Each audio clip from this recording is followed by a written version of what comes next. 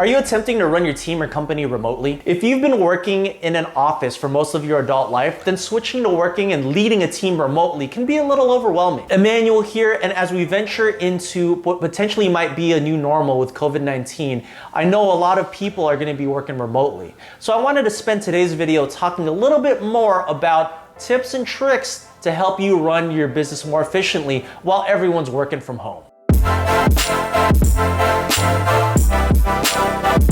If you've never managed a remote team before, then get ready for a bit of a mental shift, because managing a team remotely is vastly different than the approach that you take for managing a team in an office. The management style for accountability, productivity, and efficiency is a little bit different when you are managing a team remotely. I've been in the corporate environment for years. I've also managed remote teams for well over a decade now, so I've learned a few things along the way. I'm hoping that some of my expertise and experience will provide you with a little bit of direction as you navigate your way. But before I get into it, you know the deal. Make sure you hit that like button. It helps out the channel, it helps out the video, and thank you so much, and you're amazing. Now, when it comes to managing a team remotely, there's basically three main ideas or approaches that you have to adopt. The first one being communication. You need to make sure that your team is working and is readily available if you need them. You tackle this in two ways. The first and most important way to do this is by opening up a video conference with your entire team logged on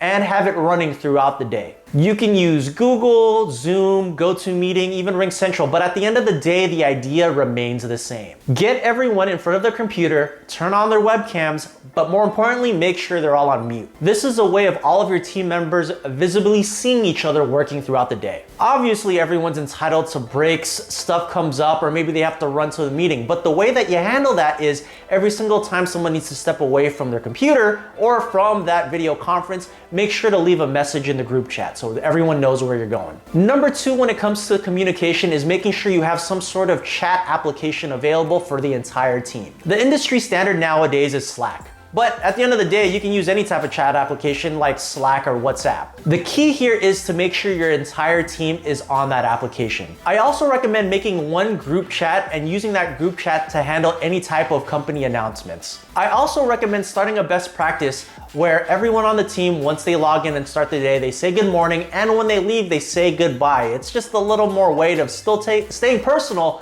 while everyone's working remote. Number two is the daily stand-up. If you're familiar with what agile project management is, then the methodology is essentially the same. You have a set time every morning where the team meets up in a group chat. Each person is required to post their goal or a list of goals that they're required to complete by the end of the day. This holds your team members accountable for what they're going to be responsible to do. This process should take no more than 10 to 15 minutes of your morning. I'm pretty laissez-faire after this point, but I do know some project managers like to request their team to provide time-blocked hours throughout their day where they're going to be working on these tasks. It's really up to your leadership style on how you want to approach that. Number three is the daily wrap-up. This happens at the end of the day where essentially all the team members post what they were able to accomplish for the day or what challenges they may have encountered. That way you know exactly how productive the team was or if you need to address any issues. By the way, here's a bonus point I want to recommend to you. If you want to push productivity to an even higher level, then I highly recommend that you meet once at the beginning of the week and once at the end of the week to set the expectation for the week and to see what was accomplished.